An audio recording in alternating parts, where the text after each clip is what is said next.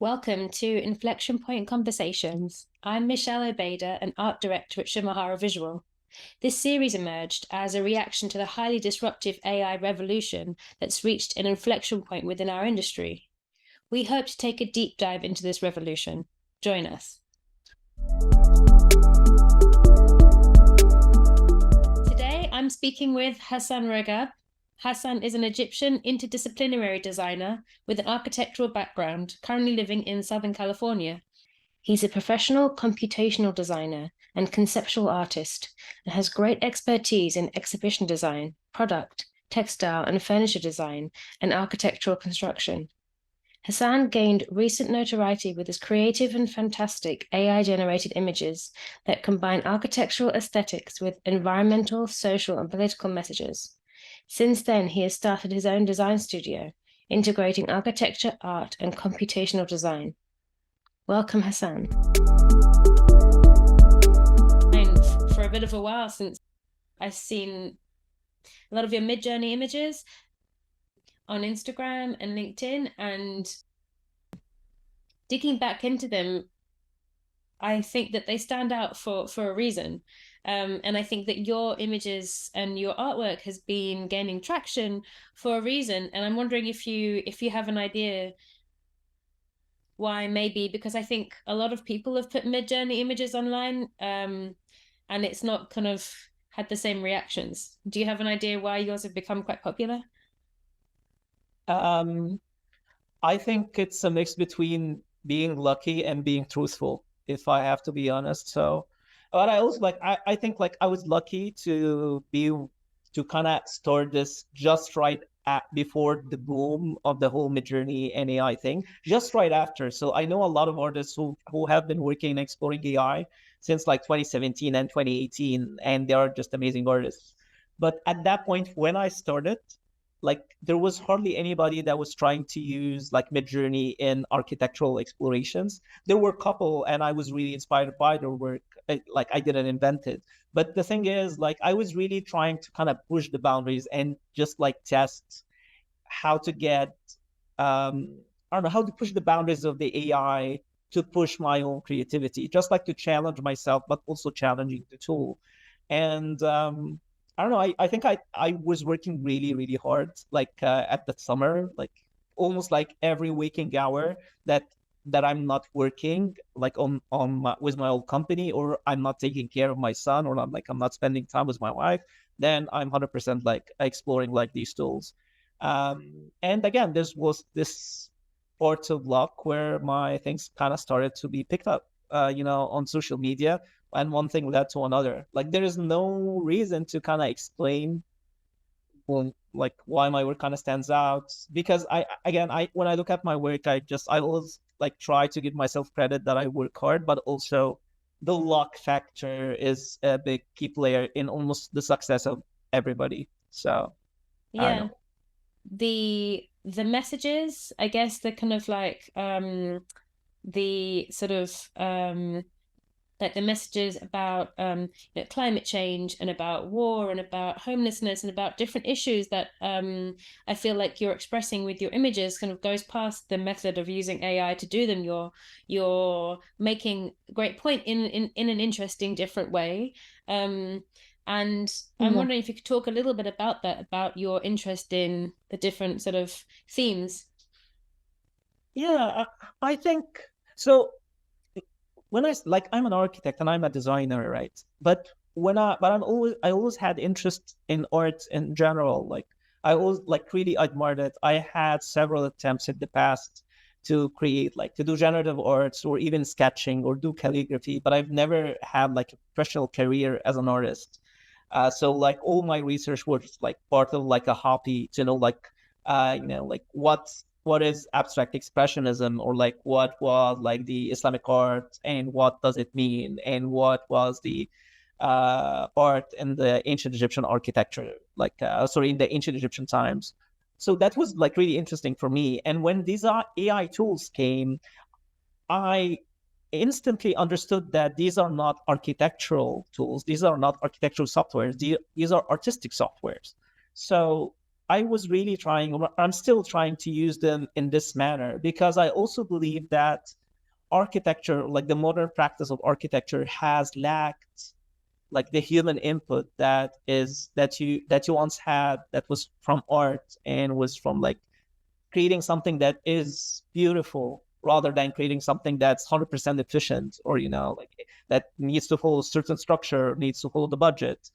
So yeah, I think in my work, I believe that I'm trying to be very true about what I create. I'm always trying to address things that mean something to me, regardless of like social media, regardless of what this will take me. When I started using AI, I really had no idea why I'm doing this. I'm just doing it for my own, for my own satisfaction, to just reflect, like using the tool to reflect on myself and reflect on how I see the world. So yeah, everything that I'm discussing is something it's coming from inside of me, basically. Even if I'm dealing with if I'm addressing like something, a situation that's happening in the world, it's actually not I'm addressing that particular situation. I am trying to express how I feel about it. And it's really interesting that I also see architecture and urban design and design in general is something that's usually it's surrounding our lives, and it has a big impact on us. So everything can be expressed through space and geometry. Now mixing that with art is that something that's really interesting, and I just couldn't do it before because there wasn't AI. And now that there is, I'm really keen on exploring intangible parts of both art and architecture by like their own mix, and understanding myself through that whole process. Yeah. Yeah, that makes perfect sense. And what got you interested in like fabrication and facade design and computational design in the first place? Yeah, I think that like brings me back to my to my days like in college. I think at one point, I was probably in the second year, I was very dissatisfied with the curriculums that I've been studying. And it was just, and I always thought like architecture is more than solving like plans and sections and like designing like this little facades. And I always wanted to do something that's really interesting, but I didn't know what to do. And then I think there was a thesis defense, like a master thesis defense that one of our teachers that was giving. It was for public, and there was another lecture that I needed to attend, but I just decided to skip that and just like attend the other one because it seemed more interesting. It was in 2008, and the thesis was by one of my teachers called Ahmed Hussein.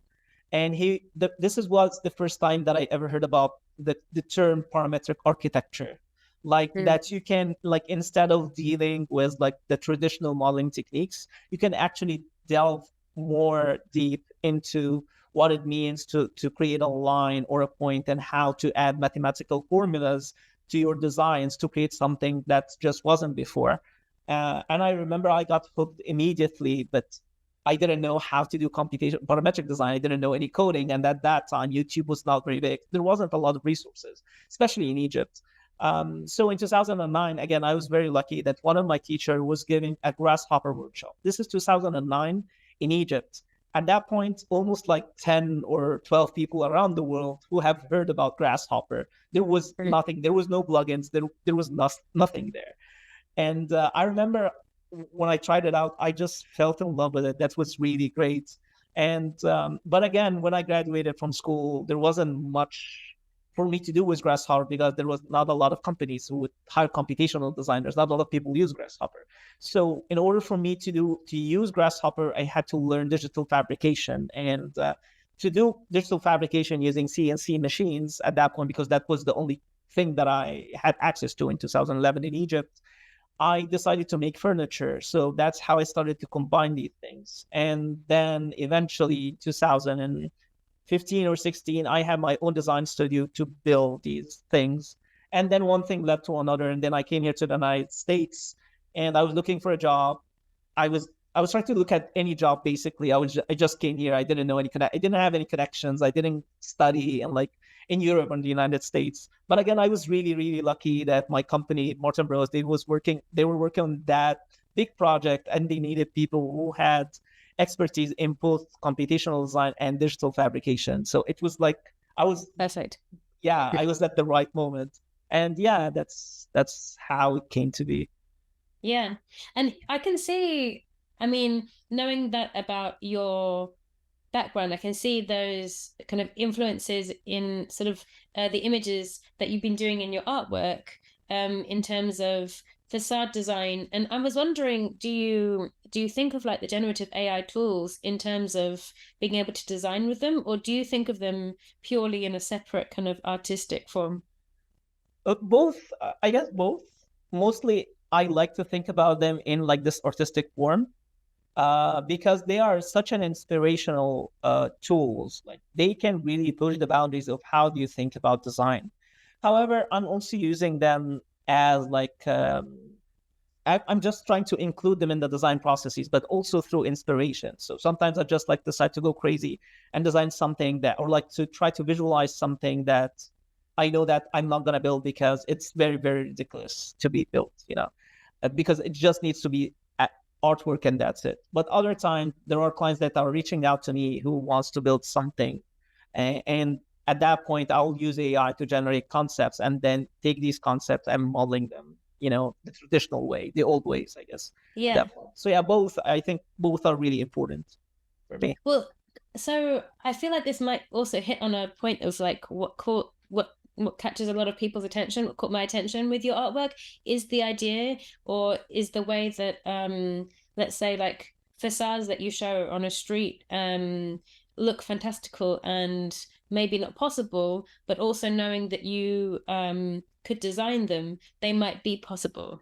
So do you feel like you play in that boundary, the blurred boundary between what's just in the imagination and whimsical and what actually could be made? Well, it's because I worked in construction for about like 3 or 4 years. So I know that anything that you can visualize is possible, like almost Mm, everything. Everything, there's a solution for everything. You can optimize everything. So it's not a problem of like fabrication. It's actually more of a philosophical question of like, should I really build that or not? Is it really worth it? Like yeah.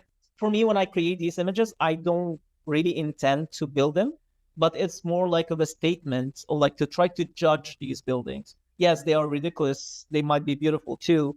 But when I try to, if I wanted to try to implement them in the real life, it would go like way much different because now there are many other elements that you have to deal with, like even like feasibility or like if they even make sense to be built. Not everything beautiful needs to be built, in my opinion. There's like this balance. Yeah, you should create things that are beautiful, but again, you need to be sensible to other architectural or like or the whole context about architecture. So architecture is not only about beauty, but beauty is also still missing from today's architecture. That's basically the game that I'm trying to play at, just like like reality versus fiction and like beauty versus why to create that. Yeah, yeah. And I also see the aesthetic of your images, there's like nostalgic and futuristic in that. Do you feel like that's also part of like why you go for those aesthetics? Uh, I'm mainly exploring the aesthetics to kind of understand what I like, and I'm also criticizing like what I like and what the world likes right now. And I think there is like this hidden, I don't know, I don't want to say war, but like kind of fights between styles and ideologies that kind of affecting what we're building. And the sense of nostalgia is actually, of course, because I'm Egyptian, and I also like while I'm working with AI, I realized how lucky I am to be an Egyptian architect because I have a lot of rich history that's layers and layers of history that I can explore because I've seen these buildings, I've seen these things, and kind of although I don't know much about it because I haven't learned about it in school or anywhere because nobody's talking about them. So for me, it's kind of an exploration to understand what these buildings meant for the people and how these ideologies formed and change into what we're building right now and how that can affect the future of our built environment. So for me, like having a holistic view of the history of architecture, but not only of architecture, but also of the ideology and the culture that you can understand through like history of wars, of struggles, of socio-economical changes in different parts of the world, of the economical ideas that are now like that we're living right now. I think all these kind of mix really, really nice together through architecture, and they just create something like, I don't know, like, yeah, my work might seem a little bit weird sometimes, even for me, but it's because it's kind of a reflection of all these things as much as I can try to reflect on them. It's really complex, but yeah, I'm trying. Yeah. Well, it's interesting because you can already see you can see the influence of, let's say, like Middle Eastern architecture in some of the images that you're making that kind of, I guess, makes that point really, really easily and quickly, you know? And in terms of your like practice, have you found it difficult in terms of maybe cultural biases in generative AI in terms of the source material? I think I like read an interview where you talked about that. And there's like a bias towards Western architecture. Can you talk about that a bit? Yeah, yeah, I've been talking about that like for forever now. So yeah, it started when I first started using Midjourney. I was really interested in seeing how, or actually, I'll let you know how. I'll tell you how it started. I started it by there was a post that I've seen. It was by Andrew Cuddles. He is like a. I've been following his work at that point. He's an amazing architect and a digital fabricator, and he was one of the earliest people to adapt Midjourney in architecture. That's probably how I learned what is Midjourney. It was through Andrew's work, and there was this post that was he was talking about how like the language that we talk to AI affects the output. So he was comparing that by putting English words and putting Japanese words. And he can see how like he was putting the exactly same thing in different languages. And then he could see how like the language kind of affects the aesthetics. So basically that's like the cultural bias. It's discovering the cultural bias in AI and how the AI tools or AI models understands culture. And then I thought, wow, well, this is very interesting. Let's try to do that in Arabic. And I tried like to type something in Arabic. It's probably Alexandria, my hometown. And it gave me nothing. Like it didn't understood what's going on. It was really interesting. And I tried to keep doing it also in English. So I forgot like the Arabic. Okay, let's not try Arabic type now. Let's focus on English. And it still got me nothing. And it got me about 3 or 4 months to try to generate something that actually made sense. And that was that's the beginning of my series. The city is a tram, where like I have a tram that's like a multi-story tram. And from that point I was really interested in trying to explore how does the AI work, or like what does it understand. And eventually what I've learned is that like the AI models are trained on images, and most of the images are actually comes from the Western hemisphere. And also like there's a poor documentation of the heritage places in places like Egypt, but not only Egypt, like of course like India, probably China, but I'm mainly interested in Egypt. And this influence is actually affecting the output of what I'm trying to create, or what everybody's creating. And I've I felt really interested in that because this was like for me, it's like a warning sign, because what will happen next with the development with AI, it will be deeply depending on its training.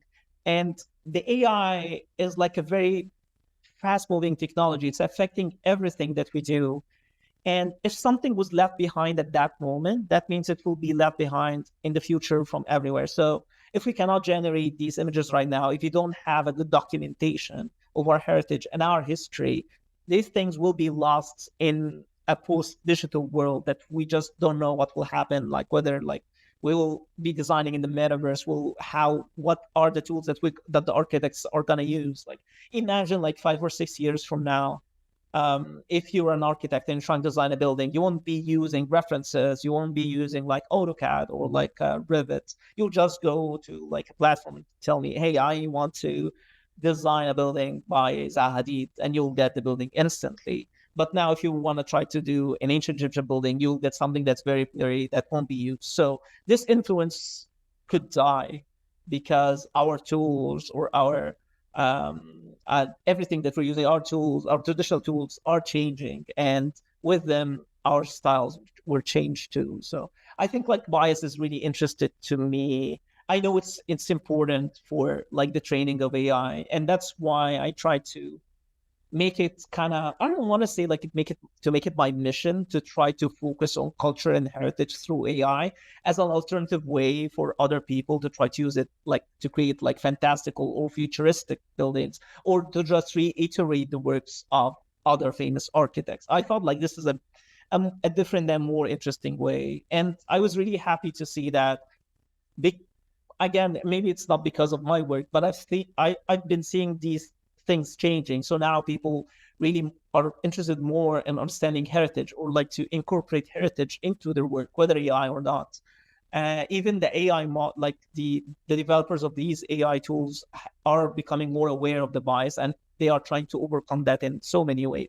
So I think bias is still an issue, but I think we're trying to avoid that. So it's a big flag, but I think it's being addressed. At least I'm trying to address it, I guess. Yeah. And do you feel also like you're trying to sort of um add to the imagery that is out there in a way of like boosting awareness of, let's say, Egyptian historical buildings? Yeah, exactly. But before that, I try to learn from it myself. Like, I Mm. don't believe in the power of influence so much. I don't like to think about myself as an influencer because I'm not still sure about what I'm influencing. But for me, it's just a way of exploring my own history and my own identity. And I'm really keen on finding answers for myself before finding answers to like the developers or like the people who follow my work or who see my work. And I've been learning a lot about like both the history and my own taste, and also my own self through exploring like different styles, but specifically like my own origins. Yeah. What can you describe to me the significance of trams in your work? And I know they kind of are linked Oh, to Alexandria where you're from, but what's the significance for you? well, it's huge. I don't know. So yeah, I was born and raised in Alexandria. I lived there most of my life. I met my wife there. We got married there. And Alexandria is not a big city. It's really crowded, but it's not very big. And since I was a child, I lived near like the tram, and I really used it to go anywhere because like the tram is like really iconic for the city and in Alexandria. Everybody knows the tram. It goes through like important parts of Alexandria. It's connecting the city, like at least like the old portion of the city. It's connecting it really, really well. Not the old portion, but I mean like I don't know. Like at the time when I was a kid, it was a perfect way to move around. And you can see a lot of people in the tram. It's for me, it's a very emotional place because I used to like ride the tram when I was with friends, or when I'm alone, when I hear like something that's sad about me, or I'm just riding the tram and contemplating about people, like seeing people like they are sad or they are happy, you know, like different different portions of people. It seemed like a very truthful place for me, and I didn't discover that until like I came here to the United States, maybe because I was homesick.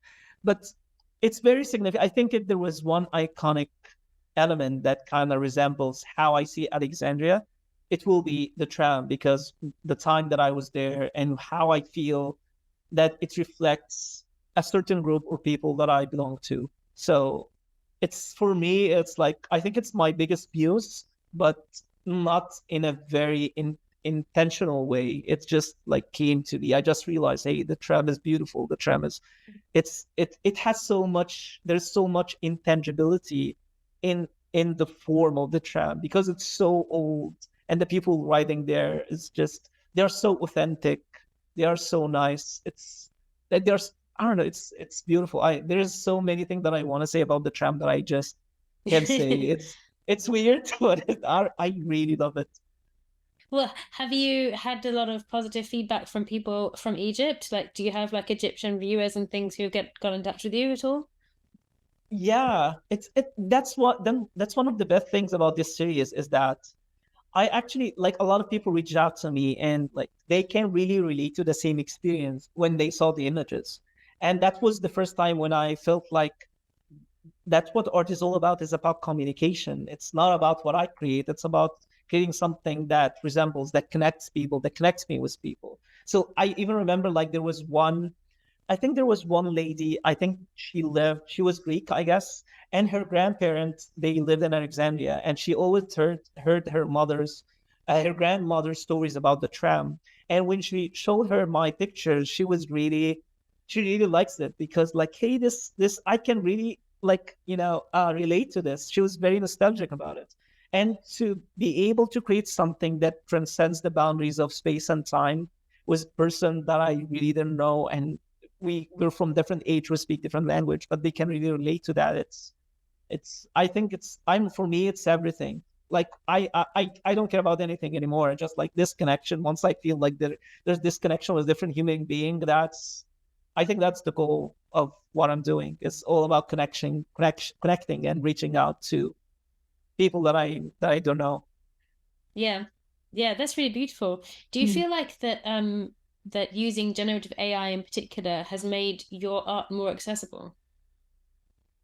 Well, it made me make a lot of it, definitely, yeah. Good. And I mean, it even allowed me to create this type of art. I'm not sure if I would ever have the time or the resources to be able to generate this kind of art without AI, both in the sense of like, allocating time to create the type of art, or actually to be able to create many, many variations and exploring many styles in such a short time to allow me to get this output. So it's like, it's the foundation of what I'm trying to express here. Like, yeah, I don't think I would have ever been able to generate that with this kind of theme. I would have generated different things, of course. Like, I generate different scenes of art, but for like this kind of work, I think it would have been impossible to create it without AI.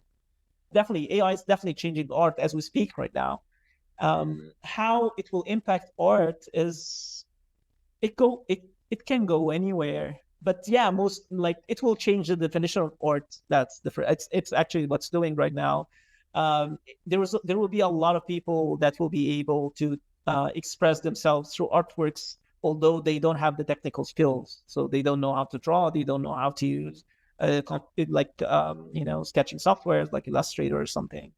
They don't know the techniques, but they will be artists nevertheless. So you will see this, I don't know, or probably we'll see it. We are seeing it right now, like this, I don't know, conflict between traditional artists and artists that are using AI, and like calling names, calling, like, each will call the other names. And the future will be really interesting, in my opinion. I'm actually, like, I'm really enjoying, like, seeing the present. That, like, when I think about the future, like, my idea of the future changes almost every 5 minutes or so. Yeah. So I should, So I can ask you again in a month and you might have different answers. like, tomorrow I'll have a different answer. Definitely. Right. What are your thoughts on the current copyright in place with generative AI? Because I guess that's a big discussion between traditional artists and art techniques and people who use AI for their art. I think, like, the copyright issue is the same. Like, it's a problem of the practice itself, but not the tool or the medium. In the terms of, like, if I want to steal another artist's work, I can steal it without AI. AI would make it easier, but I can just steal it nevertheless. Like, I don't need to, like, even like if I like a painting by Van Gogh, even if I don't know how to draw, I can just like print it, just like copy it, just like, put transparent paper over a picture and just like try to copy it, and then I'll put my own. AI is making this more accessible, but I mean, for me, copyrights kind of brings another, like, I always like to take two steps back away from the whole copywriting issue and discuss, like, what is originality in the first place. Like, does any artist or does any person own their own idea, or does any artist own their own art? And in that, like, my answer for that is that nobody owns anything. Like, originality is an egoistic idea that makes you think that you own something or you own an idea, but you actually have copied this idea somewhere because your mind is incapable of creating new things or new visuals. You have to see something, and then you can reflect on it, or mix it with a different idea, and that's how you create art. So new ideas are just evolutions of old ideas, and our putting like this copyright thing as an issue, it's just a misinterpretation of our understanding of originality. I never considered my work totally my own. I know that it was inspired from somewhere. I like most of the time I don't know where I was inspired from. With the AI, it's actually easier to know where I was inspired from, if that makes sense. And now it will be my own responsibility to try to put my own reflection on it and use it in a truthful way, and always be clear that, hey, this was generated by AI, so it's not only mine, but also like any work that I did, whether I'm using AI or not, I don't see it as it's completely mine. It's like a collaboration of the entire humanity that manifested itself through me to create this artwork. Yeah, yeah, yeah. Well, I have two questions. So, do you feel like art created with AI can be original or be creative? And then the other question is, if we're if if generative AI is using like a pool of source material, do you worry that in the future that pool will get shallower because there'll be less original new art and things will be created just from what's online now? Okay. Maybe you need to remind me about the second Oh. question in like 3 minutes. But yeah, for the first question, again, what is originality and what is Mm, creativity? These are yep, terms that we need to like determine first before saying that if is AI capable of it or not. Again, yep, for me, AI is just a tool, and however you use it, uh, you will get the output that you're trying to achieve with different tools. Like AI for me is just like a sketch and a pen. It's just like a software. It's just like a new technology. And if like I think in the terms of like being creative about it, that means that I need to use these tools in a different way than how I used to use the other different tools, or I need to create something with AI that I couldn't have created with any other tool otherwise. So for me, like if you are trying to use AI to reiterate something that's already there, that's not being creative. That's just something else. Again, that's not wrong. That's a different use of AI, but you're not being creative with it. Being creative with it, meaning like trying to cross the boundaries of our understanding of creativity, trying to push the boundaries of our understanding of art. Now, the point of originality, I think that's miss. I'm not looking to be original. I'm not looking about anything. I don't think there's something that's called originality, even in nature. Like there's nothing called originality. Originality is just, you know, I don't know, is like what somebody will call God. Originality is some one other thing we'll call like the Big Bang. Originality is something out of nothing. And that's beyond our comprehension. That simply doesn't, we don't know that. We can't prove that in physics. We can prove that in chemistry. We just don't know. So how can I prove this in art? Doesn't make sense. So yeah, so that's how I see. So in that sense, yes, AI 100% can be creative in levels that no other human could. So yeah. yeah, what about the second question? The second question was with generative AI using like a source, like a data set of images to go from. Do you worry that sort of pool will become shallow?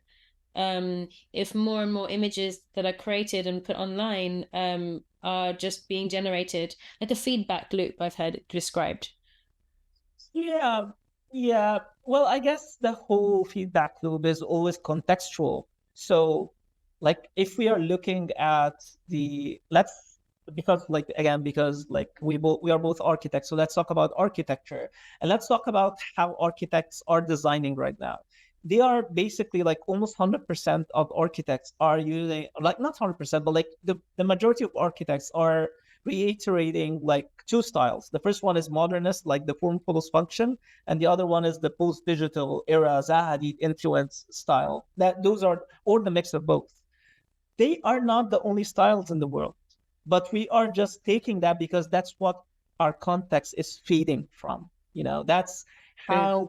that's what they teach in our schools, in architecture schools all around the world over the past 100 years. And that's what you see on social media. And that's what the clients want, right? So the feedback loop, again, is not again about AI. It's maybe it will be more I don't know, you can see it, when I'm thinking about it right now, maybe it can go in both ways. So if we are only reiterating certain type of architecture or certain type of art, that means that yes, the feedback loop using AI will be very generic. It will be poor. It will just be like, and you can see this right now, actually. Yeah, there are some instances where you can see everything is looking the same. And that's not really, I don't know, that's not really creative, or that's not really, like, I don't know. I think like the best outcome comes from variety and variations, I guess. So like the generic styles is not really nice. However, if we are using AI to generate like new forms or new ideas, while on the other hand we're trying to break the current loop of our understanding of architecture and art, and now you're adding new elements, so now you have a more interesting feedback loop. You have interesting pool of ideas that you can train the AI on. So again, it goes both ways, and it's not a matter of how the AI is being trained. It's a matter of what human beings are creating and how are they are using either like AI or not AI. It's all comes down to the human intention and how do you want to use the tool and what they want to create. Yeah.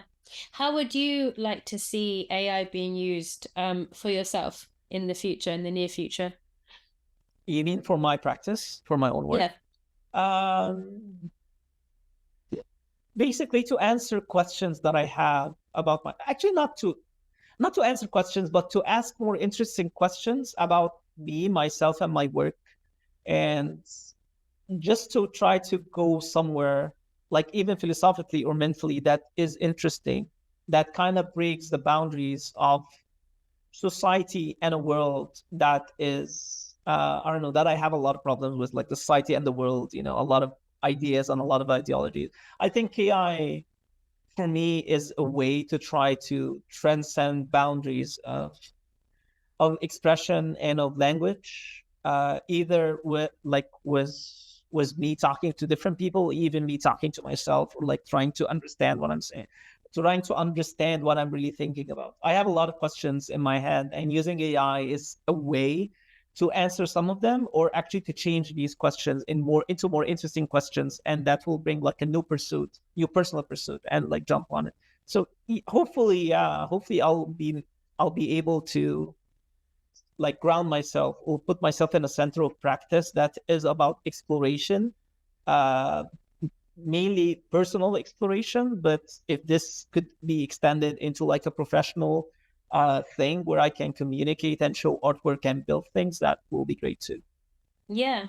And what about your process in terms of like text, like kind of text prompts that you use to help generate images that either you have in your head or that you start exploring? Do you find that you need to explore for quite a while to get images that you're looking for, or what's your process like? Do you find that you sort of get halfway through of generating hundreds of images and then find it takes you somewhere that you didn't expect? Yeah, the process is pretty chaotic. And it's pretty chaotic because, again, there's no playbook to how the thing like it is going. So I'm trying to kind of put my own process or like way to deal with the tool. But whenever I have a process, there will be an update or a new tool, which I need to change my process almost entirely. So it's a messy process, but in the heart of it, it's all about exploring potentials or like pushing an idea that I have in my mind. So I usually don't try to approach AI to come up with a certain idea that I have, but to try to explore it further and just like push it further. The process of it could change depending on the software or depending on the time that I'm doing it. And it also depends on the idea and how complex is it, and how it is the reference of these ideas of this idea is available in the data set. So sometimes it will take me like 3 or 4 months to generate one image that I really like about a certain idea. Sometimes it's not. Most often, I am unable to generate a lot of things that I want to generate, unfortunately. Like what you see on my Instagram, that's just like, I don't know, like 10 or 20% of my total work. But sometimes I just get an image in 5 minutes because like I have an idea, I have an interesting idea, and I just like try to put it down, and then it comes out like really cool, and like, okay, I like this now. Maybe I'll revisit this like in the next 2 or 3 months, but for now I'm good. So yeah, it's a messy process. Hopefully I can like I think I'm at the point right now where I'm trying to reshape it and like trying to kind of understand what I'm really going with it. But it's a continuous exploration. So I don't know if it will ever be a solid process that'll follow for the rest of my life. So, I don't know. Yeah. Well, do you feel like also your process of using these tools is also you learning how to prompt, or like how to get like the language to use, for example? Like, do you feel like you're the one also learning? Oh, 100%. But the problem is it's like the process is changing because the tool is changing. So Right. like, and it's kind of comes to a conflict where like sometimes like with the older models, for example, like with Midjourney, it was really hard to do right prompts. It was really, really hard. And you needed a lot of like you need to be very disciplined about the prompts that you're putting. But the results were really interesting. They were really amazing.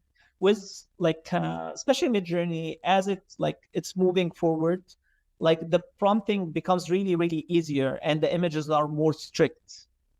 So it's really easy to get what you want. But again, like if you like to get something that's really interesting, it's becoming harder. So you have to change the way that you used to do the prompts, and you have to try different variations. So yeah, I'm definitely learning. However, everything that I'm learning is constantly changing. So it's like I'm in a process of like learning and unlearning, learning and unlearning. And yeah, it's weird. Do you find that? It's weird and it's stressful, but it's interesting again. It's really it's Yeah. a challenge. So I enjoyed that challenge. Yeah. Have you been using like Runway for filmmaking, for example? I use it a little bit, but I don't really like it. Yeah, I've and Yeah. it's a little bit difficult to get. Yes, I feel like it's still quite early stages, right? Because I tried it out a little bit and found it a little bit hard to get. I probably didn't try it like enough to learn how to get results that I was looking for.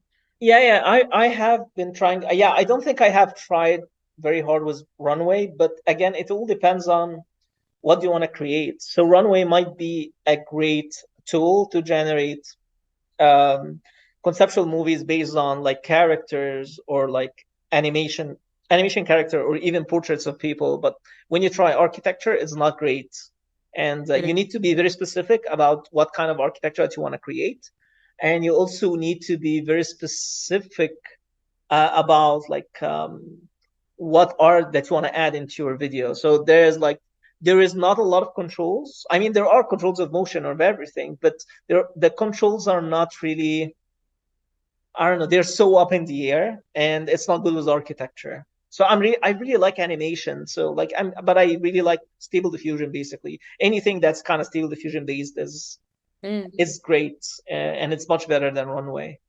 Yeah, yeah. At Can I least for me, ask? I don't know. Yeah.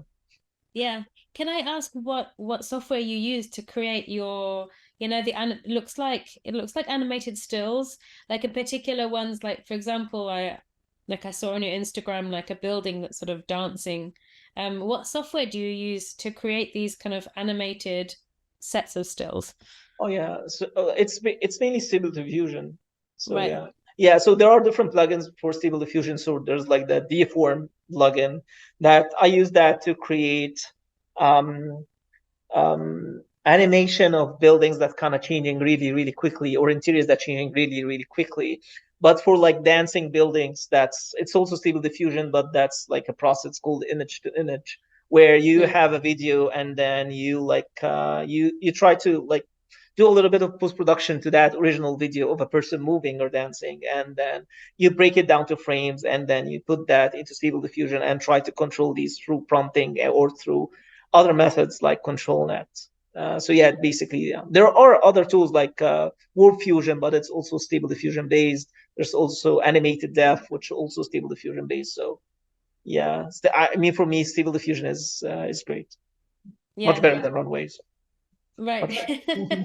But it's a lot more complicated to use. I feel It's like yeah. your computational kind of software background helps you Well, possibly a lot. I really hope that it helps me more, but it takes me a like it takes me a while to be able to even set up the tools on my computer. Like I remember it took me about um to install automatic 1111 on my computer. It took me like 1 month or so to figure it out, just to have the software installed on my computer. And like there's also like the Conf UI, which is a plugin that's like Stable Diffusion, but it's a node based, so it's like Grasshopper for AI. It also Hmm. took me a lot of time to just be able to have it on my machine. There's a Yeah. lot of I've just like when I install it, there's an error, and I can hardly read the error in the code. I'm not great with coding. I know a little, but I'm not great with coding. So I'll try to take that error, try to look it up, and there will be like 3 or 4 people in the world that have faced that problem, and they try to debug it, and you can't. So it's really hard to use these tools. But again, like Midjourney is really easy. But yeah, as the more that you get into it, you need to be a little bit tech savvy, and you need to be persistent. You need to really, I want to do it, I want to install it, and sometimes it's frustrating, but it is what Yeah. it is. I could see that Comfy AI was a good one. I tried it, but I feel like I tried it like a child playing with a toy and threw it out of my pram. But I feel like the more I see other tools, I feel like yeah, I understand that like the control net, the stable diffusion based ones are they need time and maybe also a bit more of coding knowledge than I have. Yeah, but again, yeah, but like like the harder the thing is, the bigger the reward, I guess. True. It's very true. Yeah. Well, we're getting to the hour. I wanted to just to sum up, thank you so much for joining and coming on to have a conversation with me about this topic. I really love your artwork. Lots of people that I know were very excited that I was going to be talking to you. So, I can't wait to share this with them. And yeah, thank you so much for sharing your artwork. I know that, your idea of making this art is to connect and to make people understand your thoughts and your feelings, and I think it's done that really successfully. So that's amazing. And I can't wait to see what you're making in the future. Thank you, Michelle. Yeah, it's really appreciated. Yeah, I think yeah, I try to connect with people, but my work is more to connect with myself, I guess. Just like to reiterate that, and you saying that means a lot to me. Like I really appreciate like you saying that to me. That it's again, it's all about connection. It's all about connection is everything. So I really appreciate it, and I really enjoyed the talk. It was really fun. So thank you for having Great. me again.